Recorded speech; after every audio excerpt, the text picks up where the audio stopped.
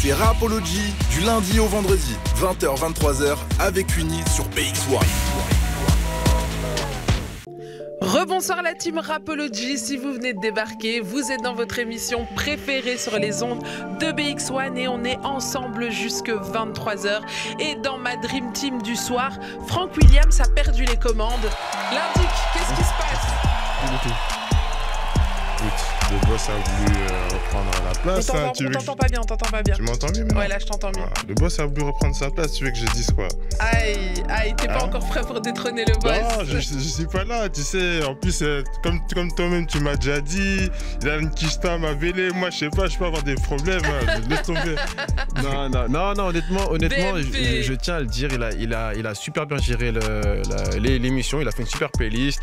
La conduite est propre, donc c'est de bonne augure pour la suite, mais il a encore après là sur la pratique, il faut encore un peu de temps. Oui, il y a encore du temps. Et puis j'ai une petite recommandation pour tous les auditeurs qui écoutent depuis tantôt. Vous avez pas entendu une artiste 2 fois dans l'heure? T'as des points, l'indique. Elle t'a donné des points sur sa musique? Non, mais Macho, on va parler, hein, t'inquiète. Macho, c'est ma go, on l'embrasse bien fort d'ailleurs au passage. Et on embrasse Seb aussi à la photo, Sandy qui s'occupe des réseaux sociaux toujours dans l'ombre. Et ce soir, il est temps d'accueillir notre invité du soir, c'est Psar qui est avec nous. Il nous présente son tout dernier single, Salam. Et il est avec nous. Faites du bruit pour Psar. Hey, ça va les gars? T'entends le public en folie? Ils sont blindés en fait, je les ai pas vus en arrivant. Ah bah oui, on les cache bien. C'est ça, on m'a dit qu'ils étaient en bas. Comment tu vas? Très bien, vous les gars? Ça fait un petit temps. Ça fait un petit temps, mais justement on attendait la saison 2 de ton histoire. Oh carrément, on va faire des saisons et tout, mais je suis chaud. Bah oui, parce qu'on s'était arrêté, on t'a reçu l'année passée, tu venais nous présenter ton projet. Ouais, My Last Mixtape, elle est sortie les gars, j'ai sorti ma dernière mixtape. Mais est-ce que ce sera vraiment la dernière? Ouais. Non, je pense pas que ce sera la dernière. Non mais attends, Johnny Hallyday, il a dit 1000 fois. Tu sais, tous les artistes ils font ça. Vous êtes comme ça. Ouais, c'est mon dernier album, là il vient de nous en sortir un. Johnny Hallyday, combien de fois il a pas sorti de dernier album? T'as trop de projets en tête, je pense pas t'arrêter juste là. C'était ma dernière mixtape pour que je puisse sortir mon premier album. Voilà l'annonce. C'est bon. Attends, on commence en force et tout. Moi, je comptais finir avec ça. T'as vu le pauvre, il s'est senti oppressé, la vie, c'est chaud. Non, mais c'est vrai que c'était le projet qui m'a vraiment ramené, qui m'a porté sur toute l'année 2023. C'était constamment quelque chose. Et comme on s'était dit, j'allais pas juste sortir le projet, faire une promo une fois que c'est sorti. C'était pendant tout le long du projet. J'ai vraiment voulu ouvrir la porte de mon studio. Littéralement, j'ai invité des gens. Vous êtes même venus. Et on y était. Et d'ailleurs, merci pour l'invitation. Bah, les gars, c'est normal. On est ensemble, on est dans cette même commu. Et pour resituer ceux les auditeurs qui n'ont pas suivi, bah, ouais, j'ouvrais mon ordi avec mes sessions et je vous faisais jouer mes démos, dire t'en penses quoi de ça, on devrait changer quoi, et vraiment je mettais mon ego de côté pour avoir la meilleure matière possible. Le projet est sorti le 30 novembre et depuis on est super content, on a fini l'année, c'était très créatif aussi, on arrive avec une nouvelle vague de sons, aussi d'autres projets, en fait les projets s'agrandissent maintenant. Cette dernière mixtape elle est sortie et je sais pas ce qu'il y a eu dans mon cerveau, il y a eu un switch. Est-ce qu'on dirait pas que l'appétit vient en mangeant? Ouais, parce que franchement j'ai encore plus d'idées qu'avant et c'est trop bien, et j'ai rencontré encore plus de gens, tu vois, j'ai quand même eu 20 artistes sur ce projet, sur 15 titres, 13 pays je crois, la Colombie, Nigeria, Congo, les Ricains sont dessus, les Anglais. T'es partout. Bah, un peu comme dans mes sets, tu vois, je faisais toujours voyager les gens, et donc c'est vraiment ça, c'est le meilleur compliment que j'ai reçu de certaines personnes qui ont écouté le projet, c'était du début à la fin, et c'est vrai que c'était mon but, c'est t'appuies sur play et tu laisses tourner. Tu voyages en fait, et c'est vraiment ça le but de cette last mixtape. Elle est dispo partout, et je continue à travailler, je continue mes recherches dans mon petit studio à Anderlecht, le Hug Studio, et me voilà quoi. En plus c'est ma première radio de l'année et tout. Et te voilà ici ce soir, première radio ici. On a eu l'occasion de découvrir déjà cette mixtape, mais ce soir tu viens nous présenter un tout nouveau single. Bah, c'est le premier single de l'année, et en fait pour tout vous dire il devait être sur le projet. C'est juste que la prod était tellement lourde que je l'ai retirée. Je me suis dit non, elle est pas prête. Elle est pas. Quand tu dis elle est tellement lourde, qu'est-ce que tu entends par lourde? Genre trop fort? Fier. Ouais, je suis super fier de cette prod parce que c'est vraiment c'est très représentatif de mon état d'esprit. C'est pas juste un morceau qui dit ah salam, vive la paix et puis allez streamer mon nouveau son. C'est toutes mes recherches, c'est les textures, c'est comment je transforme une flûte japonaise en flûte orientale, je sais même plus comment on dit maintenant. Mais il y a quoi dans ta tête? Parce que franchement, quand on écoute ce projet, d'ailleurs je vous invite les amis à vraiment aller streamer ce projet, à aller découvrir. en fait, tu passes d'un univers à l'autre avec une facilité, là où les gens parfois sont occupés à travailler vraiment un genre musical et à le développer à fond. Toi, tu arrives à te balader, on dirait que c'est facile, tu vois, pour toi d'aller d'un genre à l'autre, de mélanger même les musiques qui sont assez caractéristiques d'une ethnie, etc. Donc, tu arrives vraiment à faire ressortir l'essence d'un pays parfois auquel tu n'appartiens pas, tu vois. C'est vrai, j'apprécie énormément de culture, mais pour répondre à ta question, qu'est-ce qu'il y a dans ma tête? Je crois qu'il y a 20 ans de soirée, il y a 20 ans de club. J'ai fait danser peut-être des centaines de milliers de personnes, si pas peut-être un petit million ou deux, je sais pas, j'ai pas compté. T'as fait le tour du monde, toi. J'ai fait le tour du monde et je l'ai fait aussi en 80 jours. On a fait un docu, on a fait plein de choses qui font qu'aujourd'hui, c'est le résultat de tout plein de choses que j'ai absorbées, des choses que tu peux pas acheter ou tu peux pas suivre un cours magique online. Et au final, c'est juste mon monde artistique à moi. Comme chaque artiste a son monde, son univers à lui. Moi, j'ai choisi de le faire dans l'avion, enfin pas littéralement, mais quasi. C'est vraiment ça. Au final, c'est un voyage. J'ai placé des petits messages secrets dans la mixtape. J'ai fait des clins d'œil. Et comme tu dis, oui, c'est vrai que je suis vraiment passionné du... Je sais pas si non, c'est pas les ethnies, le bon mot, mais c'est vraiment le voyage. On vit dans un grand pays et un petit pays comme la Belgique te fait comprendre qu'on vit dans une grande planète. C'est moi qui ai voyagé et à chaque fois que je pouvais planter le drapeau là où j'allais, j'étais super fier de me dire tiens, ça, ce son, ils viennent chez nous et tu sais pas, mais en fait, on est petit, mais au final, on a tellement de signification, nous les Belges, que les gens sont toujours contents de nous voir en plus. Magnifique. Dis-moi un petit peu, t'as dit que t'as caché des secrets. Est-ce qu'on peut déceler quelques secrets ce soir ensemble? Ouais, c'est... déjà dans la mixtape, j'ai laissé quelques petites voice notes. Un matin, un samedi, il pleuvait, j'étais dans le jardin du studio et j'ai enregistré quelques messages et je les ai placés dans la mixtape. Allez l'écouter, hein, comme ça vous verrez bien de quoi je parle. C'est des choses où je vide ma tête. Je suis pas juste un DJ producteur qui dit t'as entendu ma prod, bro? Non, c'est plus que ça. J'essaie quand même de faire réfléchir, d'aller plus loin et pas rester dans un seul style, parce que je crois plus à un style unique de musique. Non, c'est bon, on est en 2024, on mélange. D'accord avec ça. Moi, je suis totalement. J'en parlais un peu avec Uni d'ailleurs hier, je crois, ou autre. On parlait un peu du style musical.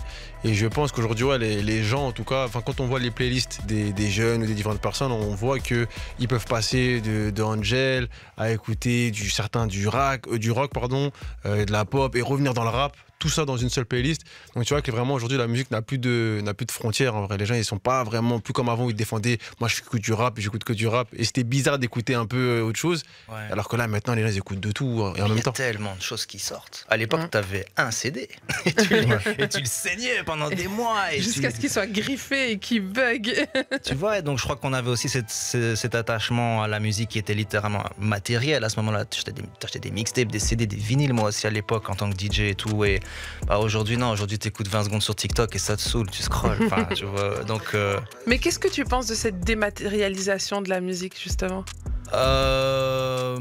C'est personnel. Je crois qu'on t'entend pas. À titre personnel, c'est à titre personnel.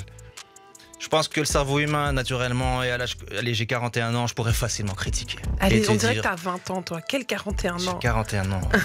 Tu restes jeune. C'est la musique qui entretient. Je pense, ouais, c'est ça. Mais la dématérialisation, j'aimerais bien dire, ouais, à l'époque des vinyles, c'était mieux. Et à l'époque, quand il n'y avait pas les Spotify, c'était mieux. Et... Non, c'était juste différent, quoi, tu vois. Alors à ce moment-là, il faut retourner chez nos grands-parents avec les vieux orgues, là. Et... Non, à ce moment-là, on n'évolue pas. Donc la dématérialisation, l'intelligence artificielle, je suis quand même vachement passionné par ce qui se passe sur la blockchain, les NFT. J'y crois vraiment fort à cette technologie. Je sais que pour l'instant, on est vraiment dans le creux de la vague. Mais ça va remonter. C'est un outil qui va redonner la liberté aux artistes et également de pouvoir en vivre. Mais ça, c'est encore un autre sujet. Je reviendrai pour la saison 3. Parce que ça, je crois vraiment que c'est le futur. Par contre, tu vois, la décentralisation, toutes ces choses-là. Mais tout ça pour dire que je suis vraiment passionné par l'évolution que ça prend. Là, j'étais bêta-testeur pour un métaverse de producteurs. Ok.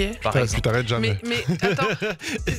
C'est quoi un producteur, enfin un métaverse de producteur? Comment ça, enfin, j'arrive pas à l'imaginer. Ouais, là, pour le coup, c'était sur mon ordi, mais tu pourrais très bien donc mettre un casque. Tu arrives dans un monde où tu ne vois plus rien de ce qui est autour de toi, et là, ils ont créé des. C'est encore en bêta, tu vois, mais tu as des appareils qui sont inspirés de la vraie vie, et donc toi, avec ta souris ou avec tes manettes, tu viens tourner un bouton, et en un coup, il y a un beat qui tourne, et tu peux commencer à le changer, etc., le faire évoluer.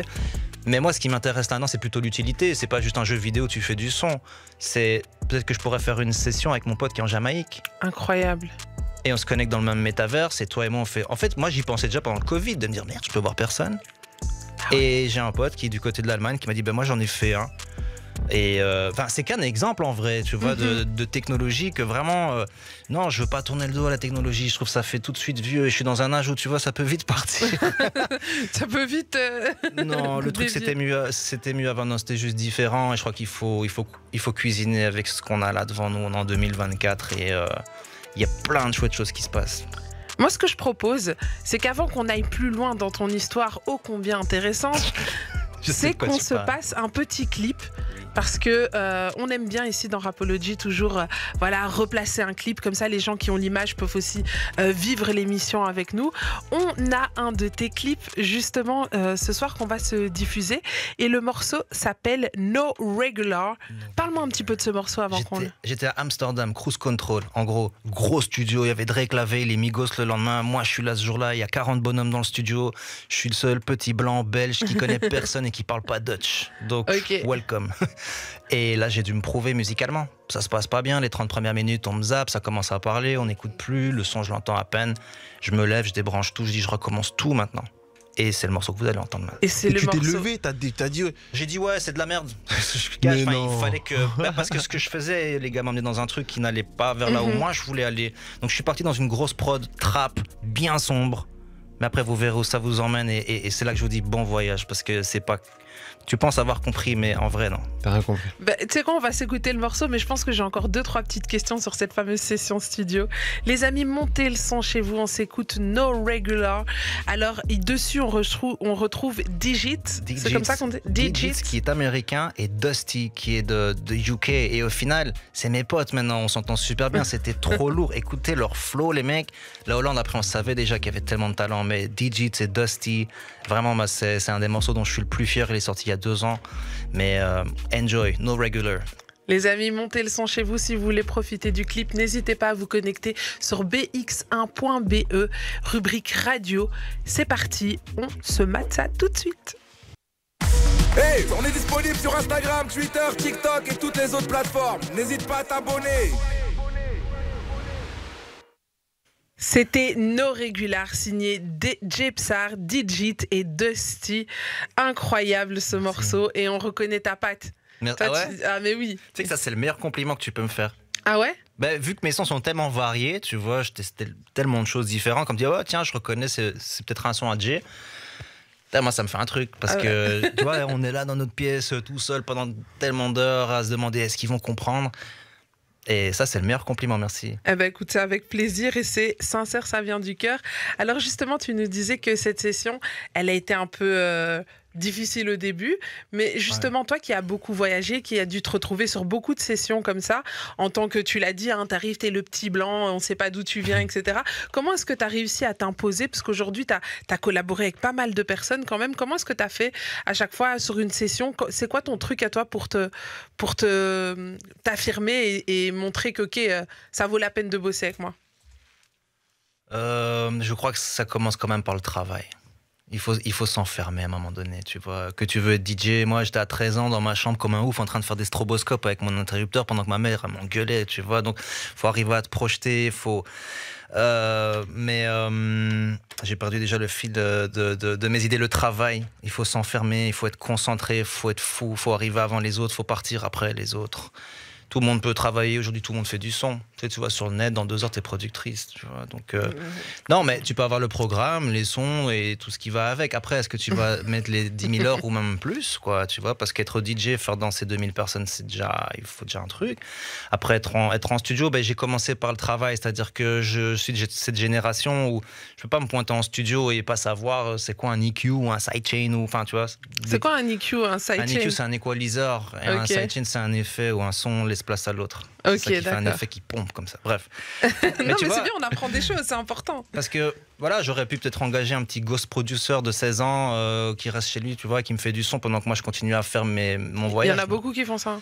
Moi j'ai choisi de faire ça autrement, j'ai choisi d'apprendre. Littéralement, j'annulais parfois des soirées pour apprendre, pour faire des tutos sur YouTube, pour faire de la prod. C'était suicidaire, hein, tu vois. Et les gens m'ont dit, mais t'es un ouf, mec, c'est la fin. Je dis, non, c'est le début. Je ne fais que commencer. Enfin, en tout cas, c'est la suite. C'est la suite. Et donc, comment j'ai réussi à m'imposer là-dedans, c'est en douceur, je crois. C'est un pas après l'autre, une session après l'autre. À l'heure où on croit qu'aujourd'hui, c'est en un poste que tu vas percer, ou en une chanson, ou en un truc. En général, quand tu vois quelqu'un qui perce, et je dis pas que c'est le cas pour moi, mais en tout cas, quelqu'un qui est toujours là sur la longévité, ça veut dire qu'il y a eu des années là derrière. Les fondations sont solides. Il faut, sinon t'es DJ un jour, le lendemain t'es influenceur, puis tu... Et après, big up à tout le monde, hein, chacun prend son bag. Moi, j'ai les yeux rivés sur un bag, un type de bag en tout cas. Et c'est quoi le type de bag sur lequel tu as les yeux? C'est lié à la musique, c'est ça la métaphore que je veux faire. C'est que, tu vois, je l'ai toujours dit, il n'y a pas de plan B. Il n'y a qu'un plan A qui continue d'évoluer. En tout cas, je suis un têtu comme ça. Alors, je sais, aujourd'hui, on ne pense pas à ça. Tout le monde veut tout de suite le résultat final, le million. Tout le monde veut... Mais est-ce que... Et on en a parlé l'autre jour en plus, quand la dernière fois que je suis venu. Est-ce que tu es prêt à faire le sale job, quoi? Je vois cette vidéo, je crois, c'était Steve Jobs, sans faire de mauvais jeu de mots, qui disait, tu es obligé d'être passionné. Parce que si t'aimes pas ce que tu fais, le jour où tu auras des mauvaises nouvelles, t'as mal à la tête, il pleut dehors, ton compte est vide, tu viendras pas. Et c'est ça la différence entre une personne motivée et une personne déterminée. Est-ce que du coup, moi, tu sais, quand on parle de ça, ça me parle de fou. Mais est-ce que du coup, c'est pas quelque chose qui aujourd'hui se fait ressentir dans les nouvelles générations, dans la musique et un peu en dehors aussi? Est-ce qu'aujourd'hui, on n'arrive pas à avoir cette difficulté à trouver justement des jeunes travailleurs, des jeunes qui mettent la patte à l'étrier, qui vont la main à l'étrier, enfin la main à la patte. Le pied à l'étrier plutôt. Je pense. Je sais pas s'il y a encore une méritocratie aujourd'hui, mais c'est quoi? Il y a toujours un truc à apprendre là-dedans. C'est les petits qui prennent les raccourcis. Par contre, et qui arrivent à faire des gros placements et ils te font des prods de mec, tu fais du son depuis combien de temps? Un an. Mais en vrai, il a pris 2-3 raccourcis qui ont été peut-être des cheat codes, je sais pas, mais au final, c'est bon, c'est pas bon, tu vois, c'est dans l'oreille. Mais là où moi je suis pas d'accord avec toi, je pense que dans toutes les générations, je pense qu'il y a des travailleurs et des moins travailleurs. Tu vois ce que je veux dire? Je dis pas qu'il n'y a pas de travailleurs, mais ce que je dis, c'est que par exemple, nous on le voit ici, on a eu plus de difficultés à trouver des jeunes, tu vois, des jeunes qui étaient capables de tenir sur la, comme tu l'as dit tout à l'heure, juste titre, c'est de tenir sur la durée. Tu as des gens qui arrivaient au début tout euphoriques, etc. Et voilà, je suis là, je vais voir des artistes, je vais voir ça. Mais le sale boulot qu'il y a à faire derrière, sur le long terme, c'est dur à tenir, tu vois. Donc moi, je sais qu'on a eu plus de mal à avoir dans cette nouvelle génération des gens qui peuvent durer sur la durée.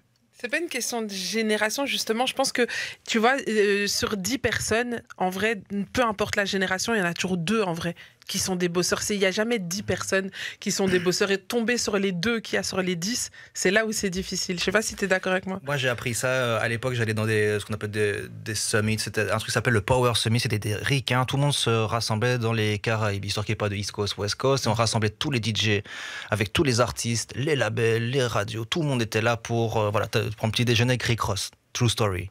Et t'es là, tu te fais ok, on arrive à une conférence, on est là, et tout le monde est là, et là il y a un mec qui se lève, on est 100 dans la pièce, et il regarde, il fait, vous êtes 100 dans la pièce, dans cette pièce, il y en a un qui va réussir.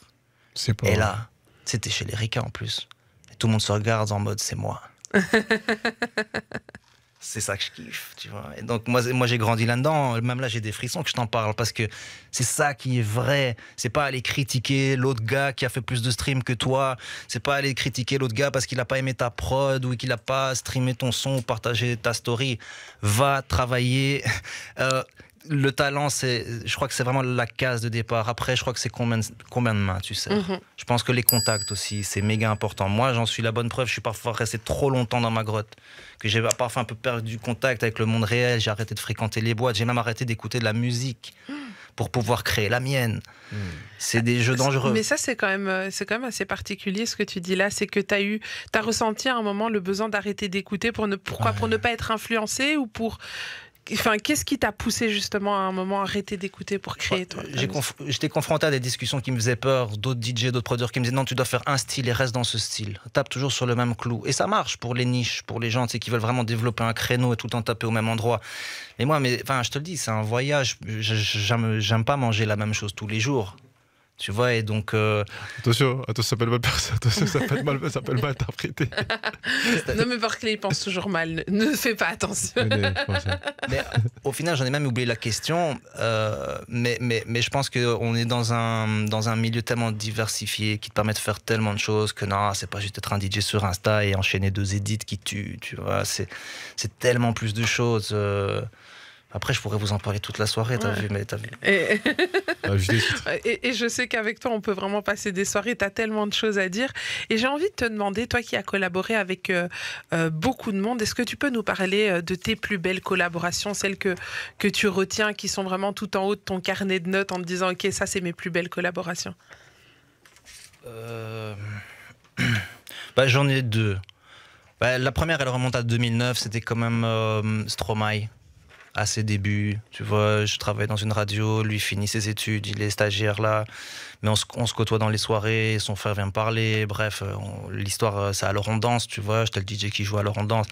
Et à côté de ça, on produisait une mixtape qui était réellement sa transition entre le monde hip-hop, Stromae le rappeur, et ensuite Stromae l'électricien, comme il disait. Ça s'appelle la mixture électro. Et moi-même qui étais DJ hip-hop, j'organisais ma transition vers l'autre côté lorsque j'ai découvert Major Lazer, ce que David Guetta faisait à l'époque, les premières prods que Snake m'envoyait. Donc ça, c'était un très beau moment parce que c'était ma seule question. J'étais pas producteur, moi, à l'époque. J'ai rien fait, moi, là-dessus, sur Alors on danse, mais j'ai juste posé une question. J'ai dit, est-ce que tu m'autoriserais à juste voir s'il est encore possible que les DJ fassent d'un morceau un hit? Et 2 semaines après, Alors on danse passait à Las Vegas. Incroyable. C'est ça notre travail au final. Donc j'étais super fier. Il m'avait fait des versions custom donc avec les noms de mes potes DJ, parce qu'avec DJ Snake on danse. Ouais. Donc en fait j'ai vraiment pris beaucoup de plaisir, au-delà du talent qu'il est, la star qu'il est devenu aujourd'hui, de simplement contribuer au début en tant que DJ, parce que je le maintiens encore en 2024, les DJ ont un vrai rôle à jouer, on est des vrais ambassadeurs. Je me suis fait clasher l'autre fois sur YouTube parce que je l'ai dit, mais au final c'est vrai que les DJ étaient parmi les premiers influenceurs lorsqu'il s'agit de musique. Pourquoi est-ce qu'ils t'ont clashé? Pourquoi est-ce qu'ils n'étaient pas d'accord avec ça? Oh, parce qu'on disait que je mettais les DJ sur un piédestal. Je crois que c'était des vieux conquis, tu vois. Ouais, ok, des réactions. Mais c'est vrai, en fait, ce que tu dis, tu as totalement raison. Dans les années 80, les DJ, c'est qu'il y avait des vinyles, ils n'avaient même pas écrit le titre, et les gars jouaient des plaques à la Rocca ou au Boccaccio, et les programmateurs de radio venaient chez le DJ pour dire, c'est quoi ce son? Ah, ça sort dans 3 mois. Comme toi. Ah, mais ça s'appelle comment? Ouais, de ralenti, t'inquiète, dans 3 mois. On est tastemaker, on fait avancer la culture, les DJ, tu vois, et c'est là qu'aujourd'hui, big up à ceux qui le font d'une manière authentique, parce que je crois que c'est aussi comme ça que tu arrives à assurer une longévité, c'est de rester toi-même. Si tu joues un personnage tous les jours, c'est bien, c'est cool. Mais après, sur les années, on va te voir. On va te démasquer. Mais justement, moi, on en parlait une fois avec Barclay, avec un DJ. Le problème des DJ aujourd'hui, après, tous ne sont pas dans le cas, mais c'est qu'ils veulent juste passer ce qui est mainstream pour faire danser dans la soirée, mais ils nous font plus autant découvrir des morceaux. Ouais. Moi, je me rappelle, il y a pas si longtemps que ça, quelques années encore, quand je sortais en boîte, etc., je découvrais des morceaux. Aujourd'hui, je n'en découvre plus, c'est juste je m'enjaille sur des morceaux que je connais et que je kiffe. Ils prennent plus... moins de risques. Ils prennent plus de risques, peut-être moins de risques. Qu'est-ce que t'en penses, toi qui es au cœur du milieu? Forcément, ma première réaction, c'est fuck that. C'est quoi ces conneries, les gars? Allez, oh. Mais après, non, il faut comprendre le contexte. T'as un patron de boîte qui te donne du taf tous les week-ends. Et il dit, gars, si tu joues pas le son du gars qui est là-bas à table, là, le gars dans le VIP qui a très soif, et tu vas mettre Star Wars et tu vas crier son nom, sinon la semaine prochaine, tu reviens pas. Il y a aussi une pression quelque part sur les DJ. Mais bien sûr, tu crois, moi je le remarque pas, je connais tous les DJ quasi de la ville, je leur donne tous mes sons. Okay. C'est très rare qu'ils le jouent. Ah ouais. Et le lundi, quand je les vois ou qu'on se parle, je dis alors, c'était comment? Il est passé? Comment le son? C'était dur, hein. Et tu dis, ouais, mais quoi, t'as pas pris... Bon, allez, c'est bon, quoi, tu vois, je t'ai pas envoyé un truc injouable. Mais non, je pense qu'il y a quand même une certaine pression. Au final, je pense que les clubs sont aussi des commerces. Enfin, ce sont des commerces déjà depuis toujours. Ouais. Mais après, moi, je suis pas boss de boîte et je suis pas là pour tirer. J'ai passé 20 ans en club. T'imagines, c'est ma deuxième maison, c'est mon école. C'est là que j'ai rencontré plein de gens. T'as vécu des choses comme ça, toi, quand t'étais pendant ces 20 années? T'as eu des moments où t'as dit, ah là, ça... Ouais. J'ai cette fameuse histoire où j'ai joué à Londres et ça s'est très très mal passé. Tu nous l'avais raconté, je pense. Où j'ai perdu toute ma confiance parce qu'on m'a demandé de jouer Star Wars. Donc Star Wars, c'est la chanson de la guerre des étoiles. C'est la chanson qu'on met quand quelqu'un envoie des bouteilles. Quand on te dérange à la table d'en face. Je l'ai joué 7 fois en 45 minutes. C'est la chanson préférée de Barclay. C'est la Chris Williams, c'est dédicace à Chris Williams. L'homme qui ralasse. Non, j'étais jeune. Après, c'est ne fun faites pas au ça, début. les jeunes. Ne faites pas ça. C'est fun au début, mais viens, alors qu'on soit créatif, viens, on joue Jurassic Park et on déguise tout le monde. Enfin, j'en sais rien. Moi, ça, c'est pas mal. Jouer 7 fois, mais je l'ai fait. Avec Superman et tous ces trucs-là. Donc déjà fait. Il a tout fait. Mais oui, c'est vrai. C'est là que j'arrive avec mon input créatif. Je suis pas juste le DJ qui prend son enveloppe, tu vois. C'est important de développer des termes. Et bon, après, c'est vrai que tout le monde comprend pas toujours tes idées. C'est vrai que j'ai beaucoup d'idées souvent avec mon équipe. C'est pas comme moi, mais toute mon équipe est comme ça. Et parfois on s'y perd, tu vois, c'est vrai. Parfois on se plante, mais on essaye des choses au moins. Et je pense que c'est ça aussi. Pour les jeunes qui écoutent, les plus jeunes qui écoutent, essayez les gars, vous planquez pas derrière vos écrans à se dire coming soon, coming maintenant. Merci. Coming now. Non, mais c'est vrai, ça c'est le meilleur conseil qu'un jour Snake m'a donné. J'avais un son avec Redman, le fameux rappeur old school. Il me dit mais Jay, qu'est-ce que t'attends, ça fait 6 mois, le son il est là et tout. Ouais, mais j'attends le label, sors-le. Fais-le. Je l'ai sorti, tu vois, un mois après il passait dans l'émission des Kardashians. Incroyable. Mais c'est vrai qu'on se rend pas compte parce que tu fais pas, enfin, t'es quand même assez humble et donc tu sais, on n'a pas l'impression, mais on est quand même avec une grosse star ici. T'as fait des singles d'or, des singles Toi, de t'as pas diamant. l'impression, j'ai l'impression. Non, mais je veux dire, il est d'une humilité incroyable et c'est vrai que les auditeurs qui nous écoutent et qui ne te connaissent pas encore forcément, vas-y, viens, c'est l'heure de se vanter un peu. Dis-nous un peu les plus grands trucs que t'as fait. J'ai gagné un Grammy Awards. Incroyable, j'ai vous vous un rendez disque compte d'or avec DJ Snake. Ouais. J'étais le premier DJ à jouer à Laurent-Dance et j'en suis super fier aujourd'hui, tu vois. Je crois que je suis un des seuls Belges, c'est vrai, à avoir un Grammy, c'est ouf, même quand moi je le dis là comme ça, et c'est cool, tu vois. Est-ce que tu t'en rends compte, est-ce que tu réalises, tu as eu un Grammy, tu sais, il y a des gens, ils peuvent mourir, en plus c'était il n'y a pas si longtemps la cérémonie des Grammys, il y a des gens, ils font des 30 ans de carrière et tu parles de toi? Non, je chanterai jamais. Moi j'attends mon Oscar, pas mon Grammy. Mais en fait mon travail n'est pas fini. C'est pas une certification qui te dit que c'est fini. Tu vois, c'est arrivé il y a 6 ans parce que Diplo et Skrillex ont été vachement inspirés par un de nos morceaux, ont repris carrément tout le refrain, les paroles, tout le truc. Tu sais, hands up, everybody now, let me see your hands up. C'était nous. C'est vous. Et tu l'entends encore dans les festivals, dans les clubs, tout le temps. C'est même devenu une loupe pour les DJ. Mais bref, ça c'est peut-être le truc le plus ouf. Mais tu sais, le truc de l'humilité, je sais même pas, tu vois, si c'est le bon mot, parce qu'au final, je suis très fier de ce que j'ai fait. J'avale pas mes mots, je tremble pas, je regarde droit dans les yeux, je regarde tout droit. Mais je pense que plutôt à l'inverse, faire la star. Encore, je sais même pas ce que c'est vraiment une star, si c'était peut-être une étoile et que c'est très loin, tu vois, mais j'y suis pas encore arrivé. Mais je suis plutôt la personne qui célèbre 10 minutes avec mon équipe et après on s'y remet. Et après, c'est que le travail. Non, parce qu'au final, c'est de l'amusement, donc du travail. C'est comme vous, enfin, tu vois, vous en fait, ce que vous mais faites. tout à l'heure, tu parlais de passion. Une fois que tu travailles dans ta passion, le travail n'a plus l'air d'être du travail, mais ça reste. Et mes potes, ils me disent, mais Jay, est-ce que ça va ? Est-ce que ça va? T'es plus venu? Ça fait des années. Ma mère, elle me dit, mais alors, t'es encore au studio? Oui, je suis encore au studio. C'est là que je me sens quasi le mieux, tu vois. Mais je peux comprendre que les gens là-bas de dehors, ils se disent, et le mec, il a 41 ans, il est encore en train de croire à son rêve. Mais bien sûr que ouais, les gars, tu rigoles ou quoi? Bien sûr que je crois à mon rêve. Et c'est pas parce qu'on est en Belgique, le pays où on te dira toujours ça va pas être possible. Non. Et c'est là aussi que le voyage, les gars, voyager, honnêtement, aller croiser des gens, la Belgique, allez, prenez la carte du monde, quoi. On est où? Mais on est au milieu de tout. On est au milieu des grands, tu vois. Et ça, c'est quelque chose que j'ai rapidement pris à mon avantage. En un week-end, je pouvais faire l'Allemagne le vendredi, le Gibus à Paname le samedi et finir au le mondial. Gibus. Ouais, incroyable cette boîte de nuit. C'est là-bas où il faisait ses soirées Star Wars. C'était une boîte incroyable, le Gibus à l'époque. C'est là-bas qu'on jouait avec Snake et tout. Et puis le dimanche, on finissait au mondial. Ok. Et moi, le mondial, là, je peux te dire que je l'ai saigné, le mondial, tu vois. Donc au final, c'est tout un parcours. Et tu m'aurais dit ça il y a 20 ans, j'aurais dit, bah non, je sais pas quel sera ce parcours. Mais au final, ça m'a formé, ça m'a mis dans ce mode où... Aujourd'hui, oui, je suis producteur, mais pas que de musique, mais producteur d'idées, de rêves, de plein de choses. Et c'est la suite maintenant de mon travail avec la musique. Et Et ça, je peux vous en parler tout à l'heure parce que c'est vraiment quelque chose qui... On va y venir. Mais moi, j'aimerais bien revenir sur un sujet sur lequel on s'était arrêté. C'est cette fameuse soirée avec Jean-Claude Van Damme. Ouais. Bah, donc j'étais là l'année passée, hein, c'est ça, juste avant de finir l'émission.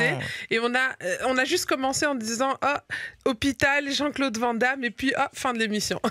C'est parce que je vous disais que j'avais plein d'histoires. Ouais. Et c'est vrai que avec ces années, on a plein d'histoires, des moins chouettes, mais on a des très chouettes histoires.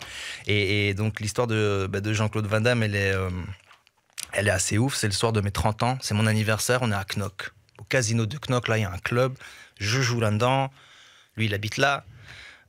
Et on me dit, Jean-Claude, il vient ce soir. Faut savoir que moi, je l'ai déjà vu plein de fois. On allait à Cannes ensemble avec mon pote Alex Bodard, VIP Belgium, tout ça. Donc, chaque année, on allait là-bas. Il était là. Je le croisais parfois en boîte, ici à Bruxelles.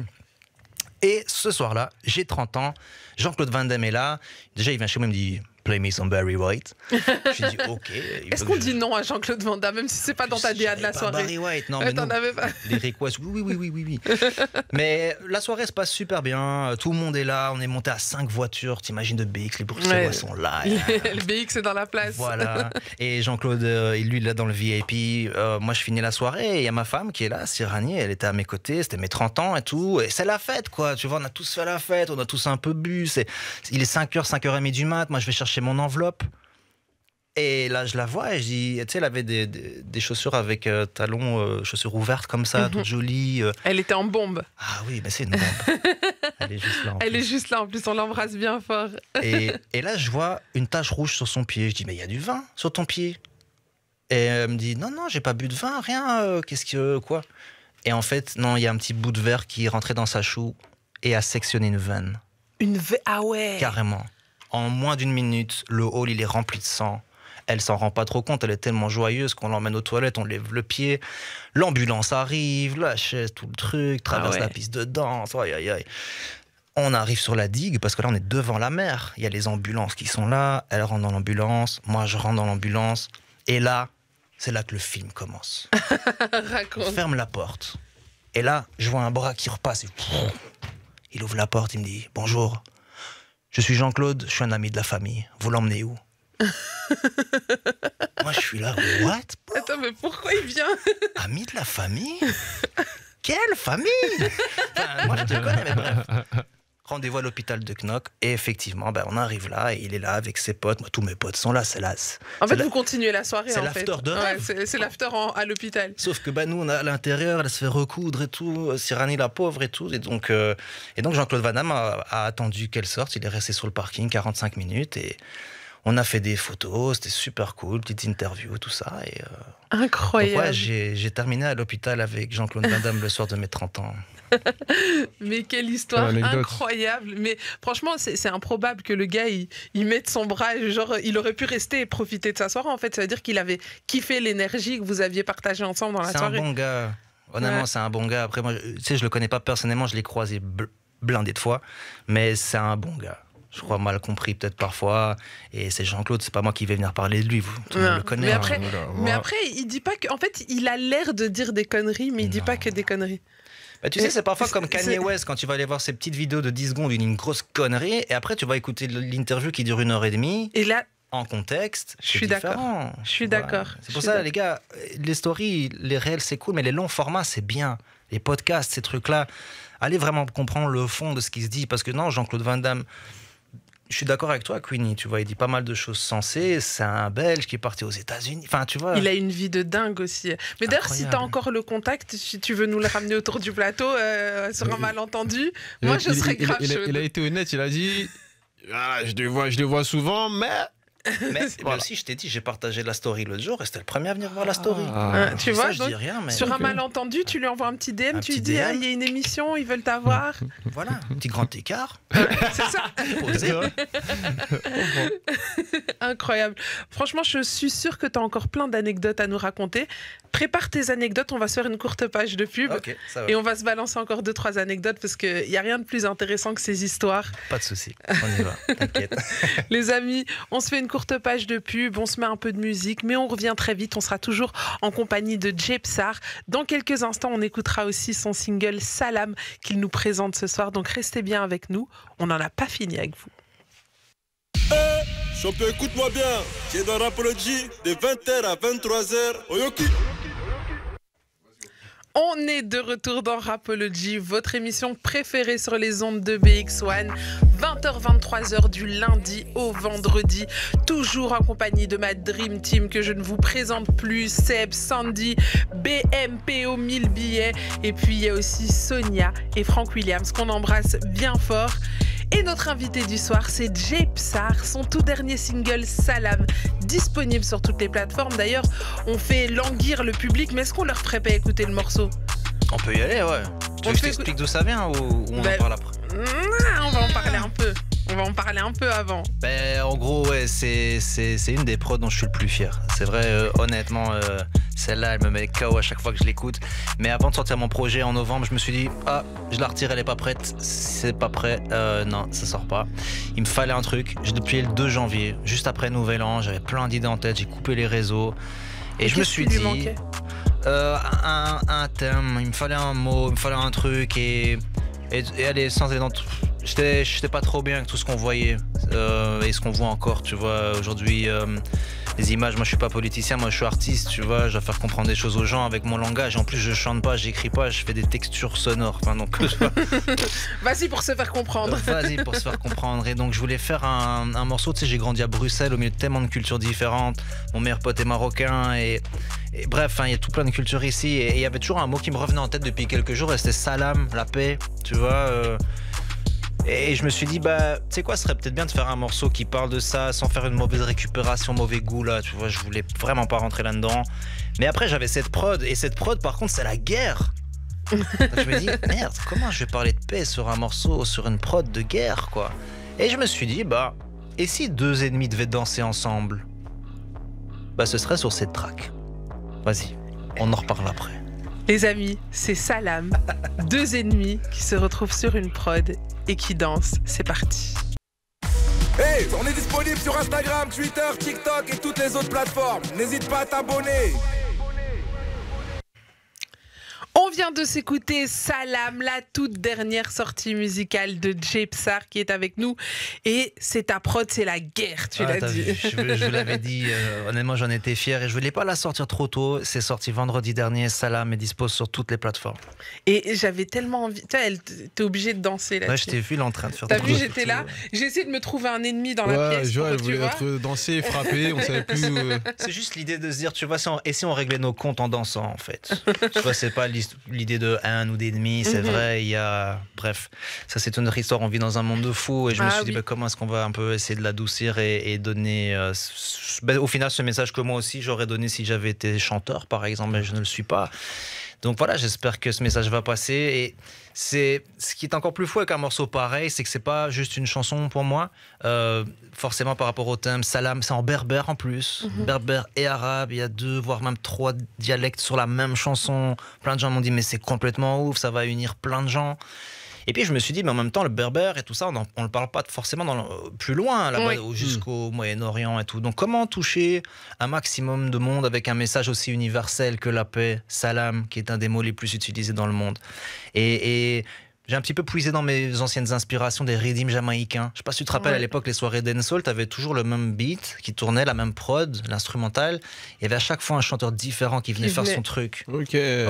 Tu me suis? Là, je puise dans mes inspi, je me dis, attends, mais là, j'ai juste Salam qui va sortir au Maroc. C'est cool, on a une radio super cool qui va supporter le truc cette semaine. Hein, on attend, ça arrive, mais ça va vraiment le faire. Mais moi, mon but, c'est de toucher plus de monde. Donc, ce qu'on va faire, et ce qu'on a déjà commencé à faire là maintenant, c'est que les paroles de la chanteuse que vous avez entendues là, elles vont disparaître pour la prochaine version. Et pour chaque version, je vais aller dans un autre pays. Là, par exemple, on bosse sur la version libanaise. Ok, et donc là tu vas faire le tour du Moyen-Orient. On va essayer de toucher toute la zone MENA, donc du Maghreb, l'Afrique du Nord, jusqu'au fin fond du Moyen-Orient. J'ai pas mal de connects, pas mal d'amis. On est littéralement dedans, et en plus le Ramadan commence là dans 4 semaines. Et donc tu vas le faire après le Ramadan, parce qu'on sait que en général la musique sort pas trop pendant le Ramadan. Non. Je voulais vraiment sortir. Je voulais sortir la première version Salam, la version marocaine, berbère. Shout out à Jamila parce que franchement elle a plié ça. On était là. C'est la chanteuse. Oui. Et c'est vraiment une âme créative de ouf. Tu fais des choses. Non, vraiment, c'était un plaisir parce qu'il m'a réellement expliqué tout le contexte. En fait, il y a des phrases, même de papa marocain, que les gens disent, ah, même moi, mon père, il me disait ça quand j'étais petit, ton œil, c'est à mesure, etc. Mais donne-nous 2-3 phrases, parce que nous, on comprend pas forcément, mais 2-3 phrases comme ça, quelques 2-3 messages qui passent dans la musique. C'est ce qu'il dit au milieu. J'ai mis un petit effet sur sa voix, on dirait que c'est un homme qui parle, mais c'est toujours la chanteuse. Ah, sérieux? Moi, je croyais que c'est... Non, c'est elle. Ouais. Ah ouais, elle est forte. Hein. Et en fait, elle m'a dit, tu sais quoi, là, je me sens un peu comme mon papa, et tu sais quoi, je crois que j'ai des idées, appuie sur Rec, et on verra bien. Et hop, elle m'a sorti ça. Donc, à un moment donné, je pense qu'elle dit, oui, ton œil est ta seule mesure. Crois un peu ce que tu vois, je crois que c'est un petit peu ça l'idée. Et puis le salam alaikum ou salam alaikum, ça veut dire paix sur toi, mais aussi paix sur le monde entier. Et au final, c'était ça mon message, tu vois. Donc je crois que même cette phrase-là, je vais la garder sur toutes les versions, que ce soit la version au Liban, là je parle avec des gens en Tunisie, du côté des Émirats, parce qu'après le Ramadan, j'aimerais pendant toute l'année sortir des versions pour chaque pays, avec chaque dialecte, vraiment avec la culture.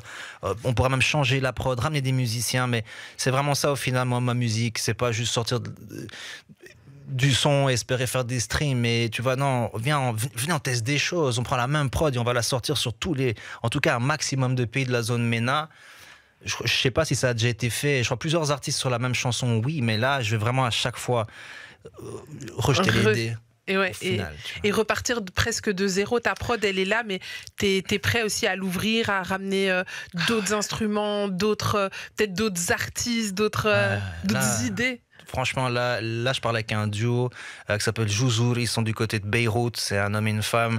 Ils ont tout un setup avec leur synthé, mais ils ramènent aussi des instruments traditionnels. Elle chante. Donc là-bas, je leur ai envoyé les pistes de la prod et ils vont peut-être même changer des choses, rajouter des trucs. Donc non, c'est pas juste dire, ben voilà, je prends ma prod et puis chacun vient poser son couplet. Non, je vais aller plus loin. Je vais essayer d'un petit peu fouiller, voir qu'est-ce qui est possible si on change quelques règles. Et ça te fait pas mal qu'on modifie un peu ta prod? Non, pas du tout. Elle est pas qu'à moi. Moi, je suis peut-être l'initiateur de la première idée. Mais non, la musique, ça se fait à plusieurs. Et encore mieux si tu peux le faire avec des gens qui sont dans d'autres parties du monde. L'année dernière, j'avais sorti un son qui s'appelle le Muay Thai Rhythm. Je me dis, merde, comment est-ce que je vais faire pour trouver des instruments thaï? Mon meilleur pote est là-bas, trouver une école de musique thaï. On a eu des élèves qui ont enregistré plein de mélos. J'ai reçu les vidéos, j'ai validé, j'ai resamplé le truc, j'ai fini la chanson ici à Bruxelles. Et pourtant, on l'a fait en collab avec une école de musique en Thaïlande. Mais c'est vrai que c'est assez particulier chez toi, c'est le voyage, quoi. C'est ça qui caractérise ta carrière. T'as pas froid aux yeux. Je pense qu'aussi la Belgique nous force à le faire. On est si petit, on est si divisé. On est quoi, 11 millions, on parle 3 langues, on a je sais pas. Bref, on est le pays. On est un pays assez le moins compréhensible du monde. Et pourtant, c'est ce qui fait notre identité. On est squeeze au milieu de tous les grands géants là, Paname, la Hollande, l'Allemagne, UK, juste là aussi. Et je crois que ça nous force aussi à sortir. Le plafond, il est bas en Belgique quand même, tu vois. Donc je crois que c'est aussi ça. Là. Bah, moi aussi, j'ai voyagé pendant 20 ans. Donc je crois que tout ça, c'est naturel, c'est organique. Il y a rien de... En fait, c'est sincère ce que je fais. Mais qu'est-ce qui t'a poussé à voyager justement? Qu'est-ce qui t'a... C'est vrai que le Belge, ça c'est vrai qu'il a quand même tendance à pas mal s'exporter. Enfin, facilement du moins s'exporter à l'étranger. Du coup, toi, selon toi, est-ce que c'est le manque de structure et le manque de moyens qui t'ont poussé à voyager ou c'est vraiment une envie et puis c'est cette envie de découverte du monde et d'autres cultures qui t'ont poussé à voyager? Plusieurs réponses à ça. Déjà, le fait d'aller rencontrer d'autres cultures, rien que ça, déjà, aller mixer à Paris, truc de fou, la première fois, tu vois, t'arrives, toi, les Français et tout. Et puis après, tu vas un petit peu, de plus en plus loin, les limitrophes, etc. Et tu commences réellement à prendre goût, hein, tu vois, ça c'est vrai, à se dire, bah tiens, je veux pas mixer dans le même club tous les soirs. Même si je valorise très fort les résidences, un club comme le Mondial l'a bien prouvé, tu vois, c'est des bons DJ résidents, tu peux faire vraiment une très bonne soirée. Et puis, les rivalités. Il y a eu des rivalités à Bruxelles, je te parle, il y a 15-20 ans. C'était pas facile. Et donc, je me suis dit, tu sais quoi, je me casse. Raconte-nous un peu cette période de rivalité à Bruxelles qu'on n'a pas connue. Inutile dans mes pensées. Les DJ, tu vois, les DJ à l'époque, c'était... Après, je sais pas, la nouvelle gen commençait, tu vois. Mais on avait l'impression qu'il y avait très peu de place avec le nombre de DJ qu'il y avait dans la ville. Et donc, après, c'est des vieilles histoires. Mais ça se mettait des bâtons. Après, on te demande pas de citer de nom, c'est pas le but ce soir, mais juste pour qu'on fasse un petit voyage dans le temps. Nous, on n'a pas connu ce qui s'est passé il y a 15 ans, tu vois. C'est un débat qu'on a ici en interne dans ces derniers temps. Ça arrivait qu'à l'époque, on m'appelait pour un booking, et 2 heures après, on me débookait. Parce que XYZ avait dit tu joues pas avec Jay. Si Jay joue, on vient pas. T'as 20 ans. J'ai l'impression que c'est un esprit très belge. Ça continue. Est-ce que c'est parce qu'on est petit et qu'on a l'impression qu'il n'y a pas assez de place pour tout le monde? Pourtant, je pense qu'il y a de la place pour tout le monde en vrai. Oui, mais c'est l'impression. C'est pour ça que j'emploie bien. On peut avoir, tu sais, quand on est passionné par quelque chose ou qu'on veut réussir dans un domaine. Je prends moi par exemple avec les médias. Toi, à l'époque, c'était le DJing à fond, etc. Tu te dis, ok, je veux absolument y arriver. Il y a 3 boîtes en vrai. Tu vois ce que je veux dire? Là où dans d'autres pays, tu vas à Paris, il y a 15 boîtes, 20 boîtes, 30 boîtes, 100 boîtes. Ici, il y en a 3. Je dois tirer dans les pattes de l'autre, tu vois, parce que c'est petit. Est-ce que c'est quelque chose que tu as ressenti, toi, ici en Belgique? Et du coup, est-ce que c'est ce qui t'a poussé à t'exporter à l'international au final? Poussé à m'exporter, clairement. Parce que c'était un peu trop petit. J'aime bien l'exemple des 3 boîtes, par exemple. Parce que, il y avait toujours les mêmes 3 boîtes et nous, on ne pouvait pas jouer. À l'époque, on avait une équipe, ça s'appelait la MP Family. On ne pouvait pas jouer dans les 3 boîtes. Alors, qu'est-ce qu'on a fait d'abord? On s'est exporté et on est allé à l'étranger. Moi, j'allais rapidement au Canada. J'ai passé 10 ans au Canada, je faisais des allers-retours tout le temps. Tu vois, je ramenais des Canadiens ici, puis moi, j'allais là-bas. Mais après, je suis revenu et on ne pouvait pas rentrer en boîte, alors on a fait notre propre soirée. On ne pouvait pas rentrer en radio, alors on a fait notre propre podcast. Et voilà comme on a fait, au final, tu vois. Et après, on est arrivé dans les grandes radios, on est arrivé dans les grandes soirées, dans les grands clubs.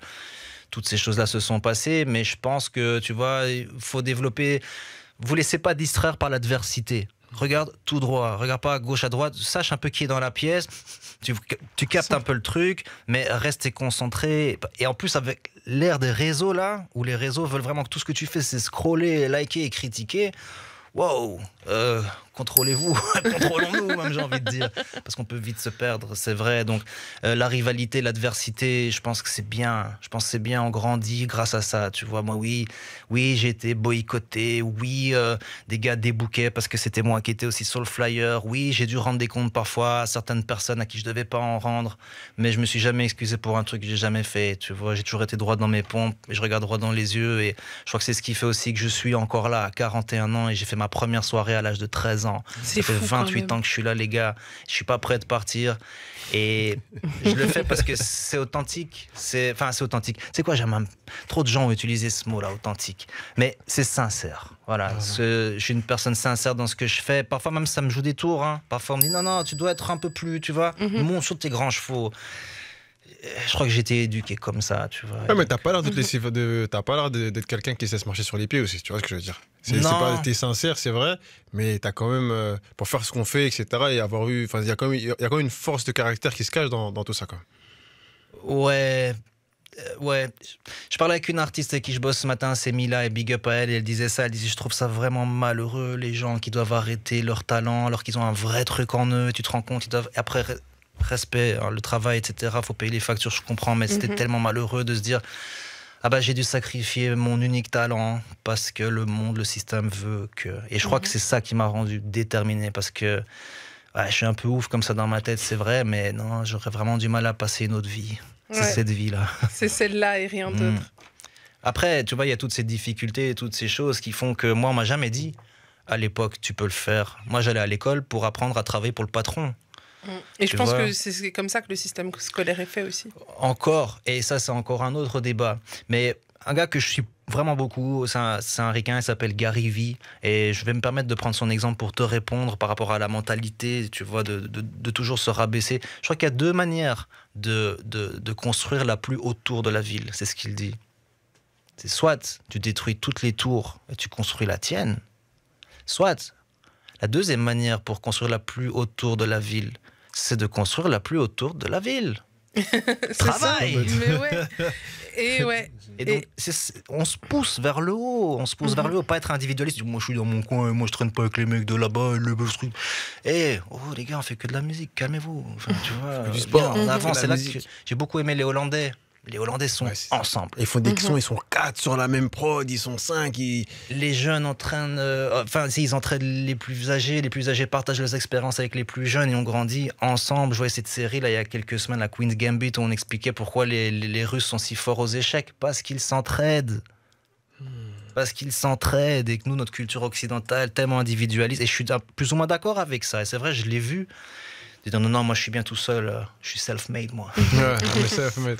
Après, J'ai l'impression que moi, dans la vie, même si, en fait, on est self-made, mais on n'est jamais 100% self-made. Parce que oui, c'est ton travail, c'est ta rigueur, c'est tout ça qui fait, mais sans parfois des ouvertures de porte à certains moments, des mains tendues. Je pense que même le travail ne permet pas d'aller si haut si on n'a pas de temps en temps une porte qui s'ouvre, une main tendue et des choses comme ça. Donc même si on est self-made, il y a toujours besoin de l'autre quelque part. C'est encore une autre métaphore que je vais utiliser, c'est l'escalier et l'ascenseur. Tu vois, tu as des gens qui filent dans l'ascenseur, et l'ascenseur, c'est tu montes vite dans la life, tu connais les bonnes personnes, si tu serres les mains, tu te mets parfois à genoux devant les personnes qui te demandent de le faire. Hein, tu vois. Mais tu es dans l'ascenseur, et tu as cette vie d'ascenseur qui fait que ça monte, et ça va vite, et ça va vite. Et puis tu as ceux qui sont dans l'escalier, qui eux font étage par étage, et qui trébuchent, et qui apprennent de leurs erreurs, qui font une pause, qui montent pas 2-3 étages pendant quelques temps, parce qu'il faut attendre, il faut apprendre. Moi, je suis dans l'escalier, c'est vrai. J'ai parfois pris des petits ascenseurs et je suis parfois vite sorti parce que ça sentait pas bon dedans. Et je suis resté dans l'escalier. Fallait s'agenouiller un moment, t'étais pas chaud. Si on reprend l'image que j'ai prise là tout à l'heure, on va dire que ouais, c'est ça. Non, parce qu'après, c'est dur de se voir dans le miroir, même si t'as un beau compte en banque. J'ai du mal à faire coïncider les deux, tu vois. Par contre, j'ai passé beaucoup de temps dans l'escalier et j'ai monté des marches et j'ai des putains de jambes. Ce que je veux dire par là, c'est que je tiens debout. Je tiens debout, ça doit être entier. Et j'admire les artistes qui... Enfin, je crois que j'étais influencé par des gens comme ça, ces gens que j'ai pu croiser dans le passé, qui sont restés debout, qui ont tenu tête, qui sont restés sur leurs valeurs, sur leurs rêves. On en parlait hors antenne. Ouais. Soyez pas soft, les gars. Là-bas dehors, il n'y a personne qui veut faire le travail dur. On veut tous se pointer sur Insta, faire 1 ou 2 posts, 1 ou 2 TikTok, et on m'a dit que ça va marcher, non ?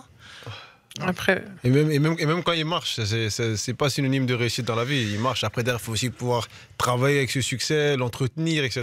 Donc, c'est encore autre chose. Ça, c'est encore autre chose. Ouais, ça, c'est un métier, entretenir. Mais ça, là, on parle de longévité, tu vois. C'est là que la passion, de nouveau, t'es content d'être passionné. Ouais. Parce que si t'étais pas passionné au début, tu dis, bah, moi, je suis juste venu pour les thunes, les mecs. Bah, il y a un jour où tu vas pas venir. Bah oui. Ah, c'est vrai. Bah bon, il faut tout pouvoir faire un monde. Ce qui m'intéresse rapidement pendant que tu en parles, qui est-ce que. Moi, en tête, je t'avais demandé, je me suis dit, ouais, est-ce qu'ils kiffent pas les mangas? Parce que tu as la mentalité que tu as, c'est un peu. Moi, en tout cas, de cette génération, c'était plutôt des gens qui regardaient qui étaient bercés par Dragon Ball Z, etc. Et là, t'as dit, ces gens-là m'ont motivé. Moi, j'aurais bien aimé savoir. Barclay, il a une théorie. Vas-y. Sa théorie, c'est genre, si t'as regardé Dragon Ball Z, t'es un battant. Enfin, tu vois, ça te crée un mental d'acier. Ça, c'est sa théorie. Je suis convaincu que quand t'es petit, t'as vu ce que tu regardes, les dessins animés, les films que tu regardes, etc., te conditionnent dans la vie. J'en suis persuadé. Ouais, et je pense qu'aujourd'hui, c'est encore plus important avec tous les contenus qu'on a en ligne. Au lieu de scroller sur TikTok pour trouver une meuf à 6 orteils, allez voir un podcast qui t'explique comment construire ta propre société, peut-être. Parce qu'au final, c'est ça le vrai truc aujourd'hui. C'est ça la richesse qu'on a avec les réseaux, c'est que tu peux tout apprendre, tu peux être influencé. Littéralement, qu'est-ce que tu donnes à manger à ton cerveau au final? Même moi, je me suis pris au jeu à TikTok. Je me dis, merde, cet algorithme est trop bien fait, mec. Et t'es là, tu te dis, mais qu'est-ce que je viens de perdre 30 minutes là-dessus? J'ai rien appris, tu vois. Ouais. Enfin, c'est un autre point, quoi. Tu vois, mais je sais pas si j'ai répondu du coup. Non, mais non, lui, il voulait savoir si t'as regardé des mangas. Enfin, regarder des mangas, mais la question que je voulais savoir, c'était les mangas. Mais du coup, là, t'as parlé de personnes, t'as dit, oui, je les ai admirés, etc. Est-ce que t'as des noms à nous citer? Qui t'admirait quand t'étais petit? Ah, quand j'étais petit. Plus jeune. Le Wu-Tang Clan. Ah ouais, t'es trop gang. Ah ouais. Non, en fait, quand j'étais petit, 11-12 ans, c'était Yo MTV Raps. C'était une émission le samedi soir à minuit. Et donc, c'était notre manière à nous, mon petit frère et moi, d'avoir les nouveautés américaines, les nouvelles sapes, les ci, les ça. Et donc, j'ai toujours été très, très admiratif de la manière dont les Américains font leur show, comment ils arrivent à te vendre un truc. Au point que j'ai eu 18 ans, j'ai bossé un mois au Foot Locker, j'ai pris mes thunes, je suis parti, j'ai prévenu ma mère la veille, et je suis allé à New York. J'avais 18 ans, c'était en 2000. Et là, c'est vrai que j'ai découvert tout un autre monde. Raconte-nous. Le hustle. C'est-à-dire, les gens se débrouillent. Il pleut, en un coup, il y a des vendeurs de parapluies. Non, mais, des gars qui disent ça c'est ma mixtape, je suis rappeur, faut croire en moi, faut ci, faut ça. Et moi, je découvre tout ce monde. Et tu vois, je me dis, merde, c'est quoi ce truc? Je suis à Brooklyn, dans des magasins hip-hop, c'est super stylé, j'achète mes vinyles, mais je rencontre toute une culture, cette fois-ci américaine, qui est do or die.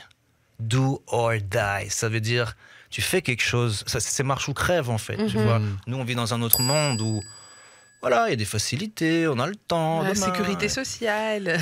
C'est là. Après, voilà, ça a aussi de grands avantages, je pense, mais dans mon métier, c'est sûr que la source d'inspiration, elle est américaine, clairement. Clairement, tu vois, ce premier voyage aux États-Unis en 2000, où je voyais ces vendeurs de mixtape avec leur diable et leur grand baffle, un générateur, juste pour avoir de la batterie toute la journée, ils jouent du gros hip-hop dans le métro. Et moi, ça m'a retourné le cerveau. J'arrive, j'atterris, boum, premier jour à l'EFEC en marketing. T'imagines comment je suis matrixé, mais comment ça t'a, enfin comment cet impact, parce que de ce qu'on comprend, ça a eu un impact sur toi. Mais comment ça s'est concrétisé à ton retour ici, justement? Comment cet impact s'est concrétisé parce dans ta vie? Parce que ce que tu vois là-bas, les trucs ça, et quand tu reviens, même pas, enfin en Europe en tout cas, quand tu reviens ici, c'est une autre mentalité, d'autres infrastructures, peut-être un peu en retard aussi à cette époque quand tu as 18 ans, donc peut-être en retard par rapport à ce qui se passe au States. Comment, c'est vrai, comment tu le gères? Moi, je me crois dans le Prince de Bel-Air, en fait. Moi, je reviens de New York, mais moi, je me prends pour Will Smith parce que mais c'est vrai, tu vois, t'es tellement. Et c'est la culture hip-hop d'avant, tu vois. Il faut quand même préciser aussi le contexte, c'est pas ce qui se passe aujourd'hui. Il fallait lire les magazines ou regarder la télé pour s'imprégner de la culture. C'est pas aujourd'hui où tu ouvres ton phone et tu regardes ce que tu veux. Donc, clairement, on chassait la culture un petit peu. Mais c'est vrai que la débrouille des ricains, un rappeur comme Jay-Z, tu vois.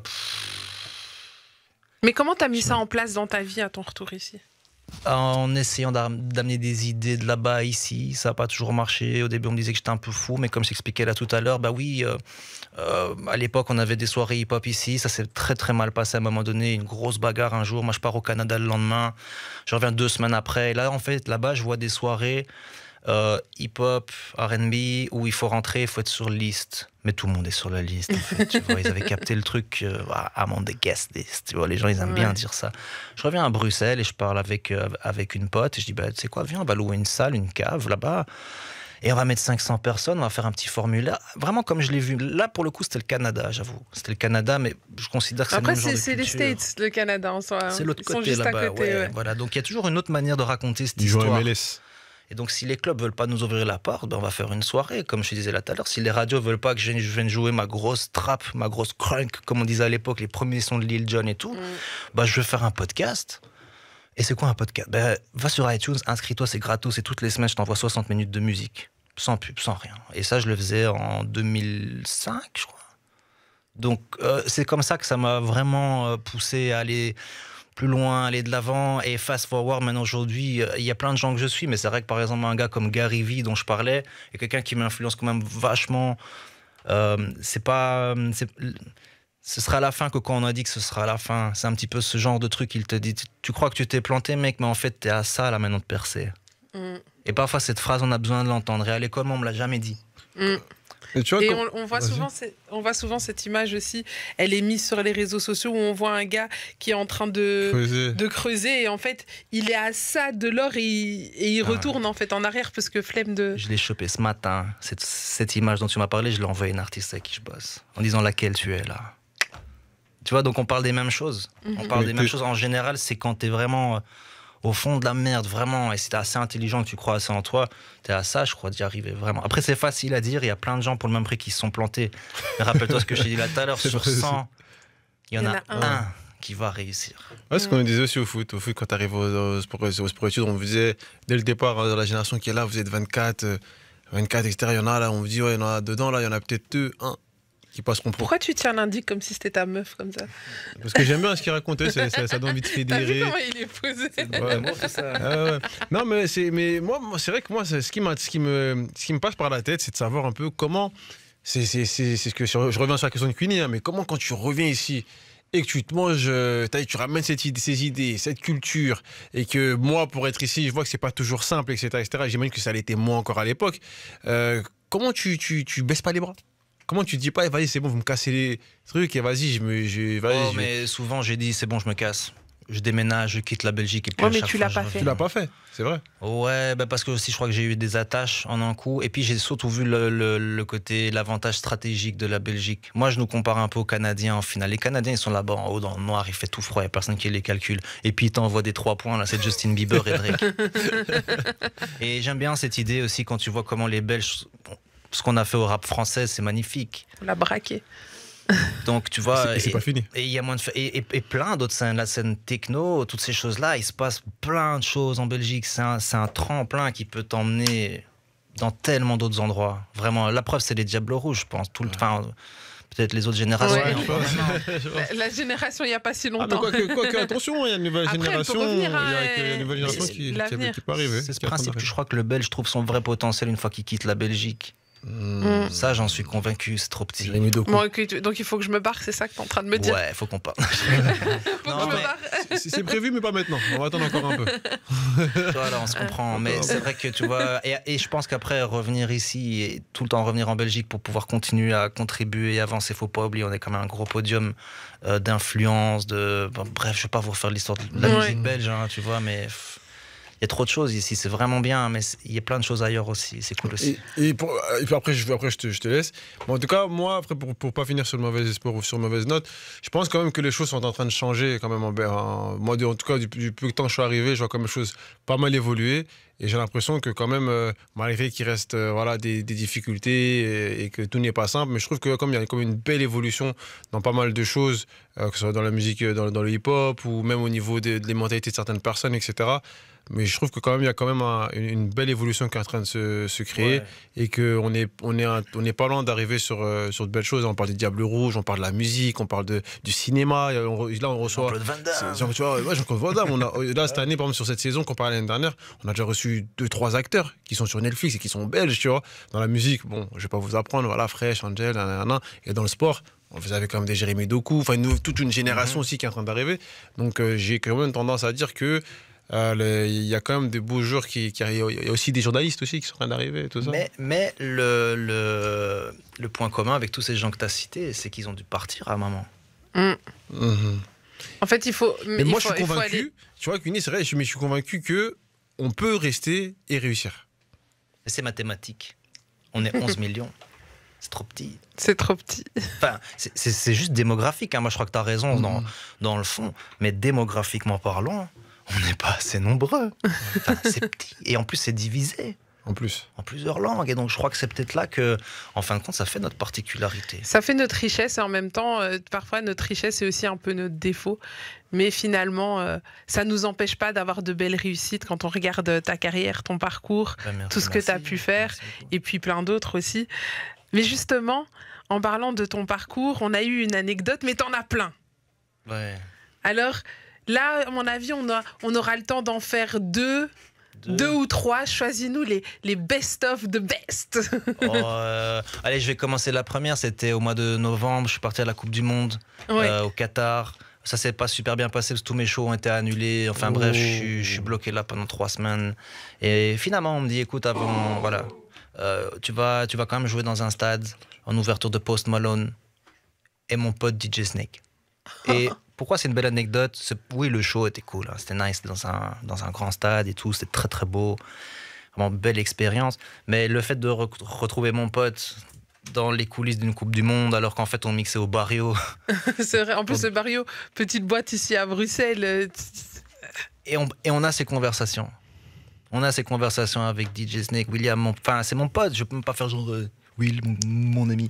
Oui, on a appris tellement de choses l'un de l'autre, quoi, tu vois, qui fait que se retrouver dans un événement sur le podium du monde, un des plus grands podiums, ça c'était une très belle anecdote, c'était personnel, c'est vrai, de dire putain, started from the bottom, now we're here. Sans faire de mauvaise comparaison, mais ça c'était un moment qui m'a quand même touché, c'était la Coupe du Monde. Mais voilà, ça c'est une anecdote. Ça c'est pour les retrouvailles avec le frérot. C'est ça, c'est ça. C'est une anecdote qui m'est chère. C'est une anecdote qui m'est chère, donc c'est pour ça que je me permets de la partager. Mais j'en ai une autre où on faisait avec mon pote DJ Man, on ouvrait pour Lil Wayne. Lil Wayne était venu à Anvers, il était venu avec Birdman. Et après le show, donc on voulait absolument faire une photo avec Lil Wayne. Donc on se retrouve dans une pièce à 4 avec Birdman, Lil Wayne, mon pote Dave et moi. Et en fait, on a demandé une photo. On nous a dit non, ramène-moi un sandwich au poulet et je ferai une photo avec toi. Mais non. T'as trouvé le sandwich au poulet? Ah non, moi j'ai dit fuck that, c'est bon. Le Belge qui revient.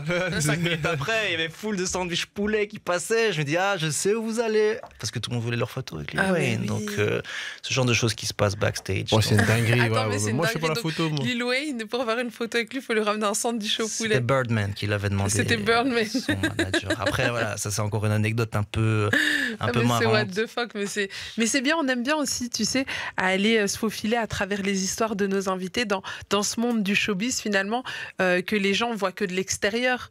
Et là, on arrive à se faufiler comme une petite souris à travers ce genre d'histoire et de se dire, ok, pour avoir une photo, parfois même une simple photo, en fait, c'est pas... Non, c'est pas très simple. Je crois que justement, mon anecdote la plus folle dans ce style, je suis à New York et je suis avec une pote du Canada. Elle me dit, bien, je suis invité au studio Sony, je sais pas quoi, il y a l'album de Fabuleuse qui est sorti, il fait une listening session, donc tu peux venir écouter l'album et c'est cool. Et on est là, et bon, moi je suis debout, et à côté de moi, là, il y a un canapé vide pour 2 places. Et l'event commence pas, Fabuleuse est là, tout le monde est là, on est 30. Littéralement, t'as tout le gratin new-yorkais là, mais on est 30, les médias, etc., etc. Et là, ma pote, elle me dit, lève la tête, regarde devant toi qui est là. Il y a Jay-Z qui rentre dans la pièce. Avec L.A. Reid. L.A. Reid, c'est un grand producteur qui a fait Whitney Houston, Britney, etc. Les 2 mecs s'assoient à côté. Enfin, moi, je suis debout, ok. Mais ils s'assoient à côté de moi. Et moi, je tiens plus en place parce que moi, Jay-Z, quand même. C'est Jay-Z, quoi. Je suis fan. Enfin, tu vois, Black Album, tout ça, un des meilleurs albums de l'histoire. Et c'était cette époque-là. Et ça s'est à côté de moi. Pendant 2 heures, je crois que j'ai pas tenu en place. Fabuleuse, rien à foutre, du coup. Moi, je m'en fous de ta listening session. Il y a Jay-Z, mon frère. Et dans ce moment-là, tu vois, tu peux même pas. Tu vois, je prenais des photos comme ça en chemette, là. Tu vois, Ah, tu demandes même pas dans ces moments-là? J'ai une photo. Ouais. Où Jay-Z marche sur le pied. Mais c'est juste une anecdote pour se dire qu'aux États-Unis, les choses sont tellement plus grandes, tout va tellement plus vite que je vous encourage d'y aller de toute façon pour juste s'en imprégner. Mais c'est vrai que ce moment-là était assez incroyable. Après, j'ai plein de petites histoires comme ça, comme Rihanna qui twerk sur Drake au Spirito. Ah ouais, ici à Bruxelles en plus. Bien sûr, ouais. Ah mais vas-y, raconte-nous cette soirée. Soirée au Spirito, j'étais résident là-bas à l'époque. Mais quoi, ils étaient en guest, ils étaient annoncés? C'était l'after de Drake, Okay, mais Rihanna c'était la surprise. Ok. Et donc ça s'est transformé en coffee shop, c'était spécial. Parce que c'est une église en plus, ça. Ouais. Enfin, c'est vrai qu'une ancienne église, il y a Rihanna qui twerk sur Drake. C'était un film, forcément. C'est des choses que tu vois pas 2 fois dans une vie, quoi, tu vois. Donc c'est vrai qu'en tant que DJ, on croise beaucoup de gens, on a beaucoup d'expériences de vie, et pas que des gens connus, tu vois. Même la petite meuf de 24 ans qui vient me dire, j'ai passé une bonne soirée à la fin de ton set. Moi, pendant que je range mes affaires, c'est tout pour moi. Tu vois, dire, vraiment, tu t'appelles comment? On discute, quoi. C'est pas juste être sur la scène et de put your hands up et faire les stars. Oui, il y a ce côté, c'est vrai, mythe et tout ça. Il faut vendre du rêve, comme on dit, là, tu vois. Mais je sais pas. C'est vrai que les DJ se font souvent. En tant que DJ, tu t'es fait beaucoup draguer en boîte. Il y a cette fame là aussi du Comment DJ. te mettre dans la sauce? Non, mais non, mais non, très on bonne sait, question. chérie, t'inquiète. Cœur sur ta chérie mais on en qui est là. rigole avec ma femme, parce qu'en fait, moi, je le capte pas. Moi, je suis dans mon truc, moi je le vois pas, non, je capte pas ça. En général, soit mes potes, soit elle qui dit ah bah. T'as du succès? Non, pour ça, je suis très très mauvais pour ça et pour commander un verre. Je suis le pire. Ah ouais? En boîte là, je suis. Donc, draguer, me faire draguer, boire un verre, non, je suis pas. Moi, je suis au platine. Ouais, toi, t'es au platine. Moi, je fais danser tout le monde. Tu fais danser tout le monde. Ouais, je suis responsable de quelques bébés, je pense. Sûrement. T'as créé des bébés, toi? Ah oui, mais oui. On te l'a déjà dit, ouais, c'est... Il y a des couples, quoi, qui se forment sur la piste à 4-5 heures du mat. C'est ça que je veux dire par on est responsable pour quelques bébés. Parfois, tu joues le bon son au bon moment et ça crée des moments inoubliables au final, tu vois. Et c'est pour ça que je crois que je fais ce que j'ai fait depuis le premier jour où j'ai fait ma soirée dans le garage de mes parents et c'est parti en émeute. Mais c'était chouette, quoi. Quel parcours incroyable. Tu partages des choses et bref. Je reviens sur la question que je t'ai posée en début d'émission où tu nous as dit maintenant déjà tout de suite, mais justement de Last Mixtape. Oui. Mais est-ce que c'est vraiment de Last finalement ou c'était vrai cette histoire d'album? Raconte-nous un petit peu. Qu'est-ce qu'on doit attendre de toi pour la suite? My Last Mixtape, donc c'est le projet que j'ai sorti le 30 novembre dernier. Il est dispo sur toutes les plateformes pour ceux qui viennent de nous rejoindre. C'est de ça qu'on parle. Il y a 15 morceaux, 20 artistes, il y a plein de pays, il n'y a pas un seul style, il y a plein de styles mélangés. C'est vraiment un album d'un DJ qui a voyagé à travers le monde. Mais je voulais que ça reste une mixtape. Je voulais que ça reste un endroit où je peux m'amuser. Il y a un morceau, c'est une aventure, c'est 5 mecs qui se pointent devant une boîte, ils peuvent pas rentrer, ça va pas être possible. C'est le nom de la chanson. C'est avec 13 mini, c'est ça? C'est avec 13 mini, c'est l'histoire de 5 gars qui veulent rentrer, mais pour rentrer, il faut mettre 5K. Et tu vois, donc vraiment, on s'amusait, je me suis pas pris la tête, j'ai dit, bah viens, on fait des interludes, alors on s'en fout. De toute façon, on le sort en indépendant, on doit rendre de compte à personne, on fait ce qu'on veut, tu vois. C'était important que je fasse cette mixtape pour maintenant passer à la suite de mon chapitre d'abord musical, qui lui est, bah oui, mon premier album. Je sais pas si ce sera cette année ou début d'année prochaine, mais j'ai commencé à travailler dessus. Salam est peut-être d'ailleurs un des premiers titres, mais oui. Est-ce qu'il sera dans l'esprit de cette mixtape, dans le sens où tu vas vraiment aller dans toutes ces directions, faire ce que tu as envie, ou alors tu vas essayer de te mettre plus de barrières, dans le sens où, parce que comme il y a personne au-dessus, mais je veux dire, est-ce que tu vas essayer de le faire rentrer dans les clous un peu, ou tu vas te rester aussi libre que sur My Last Mistake? Je vais arriver le français. Mixtape, parce que j'ai dit mistake. C'est pas sa dernière erreur. C'est pas sa dernière erreur, c'est sa last mixtape. Le premier album, je crois que le fil conducteur sera juste un peu plus tendu. Il y aura un peu moins de tracks. Ce sera plus droit au but.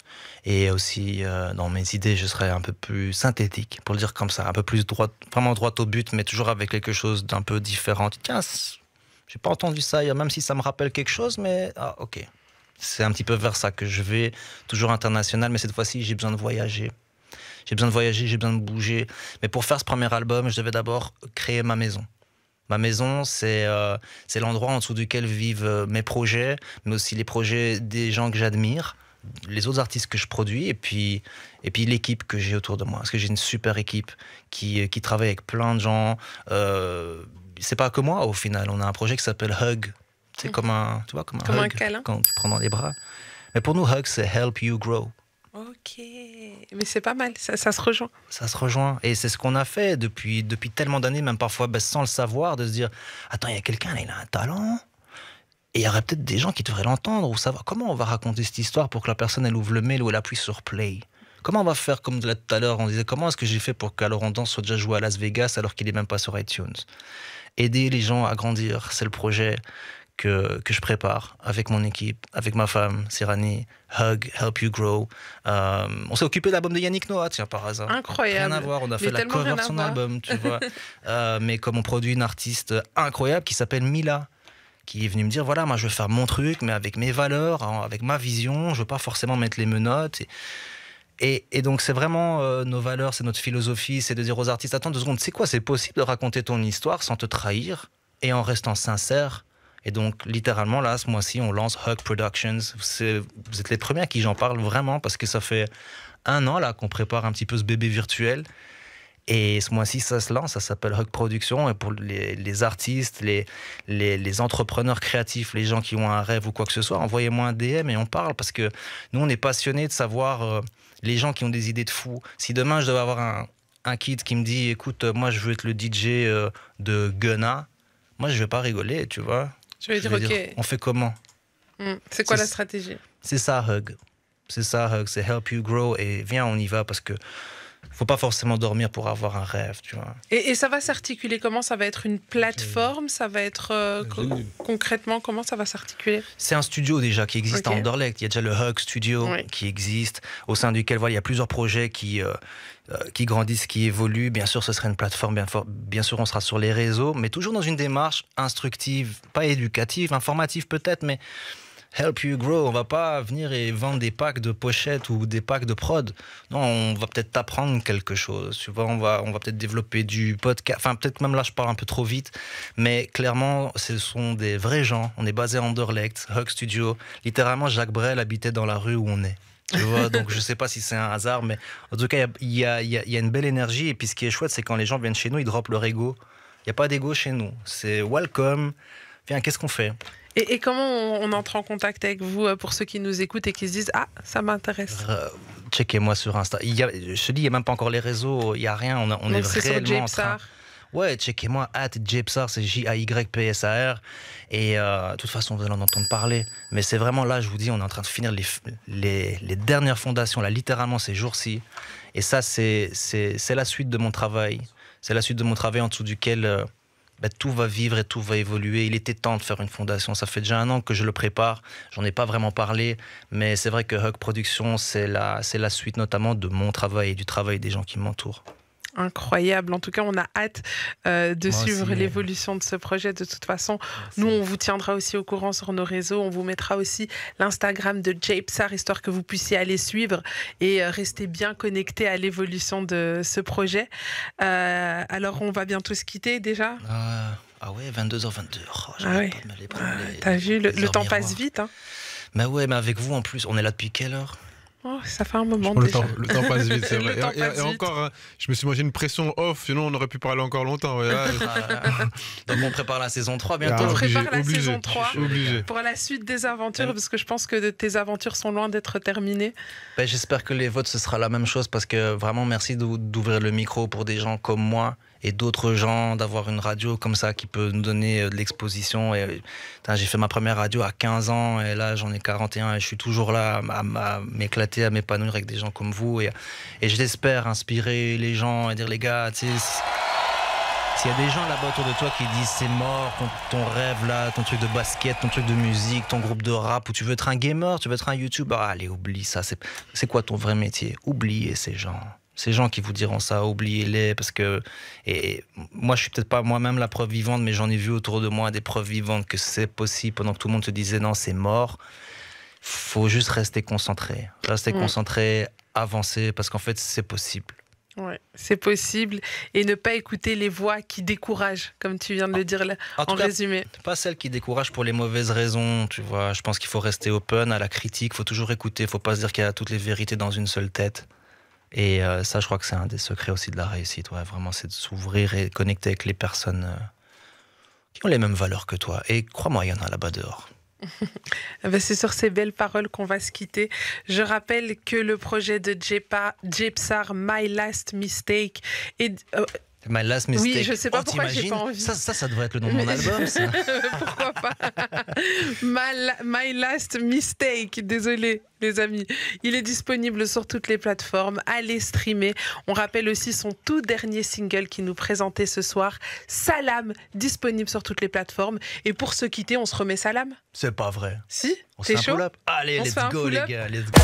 Tu veux encore plus de Rapology? Ça se passe sur les TikTok, Insta, Snap, Face, Twitter. N'hésite pas à nous suivre.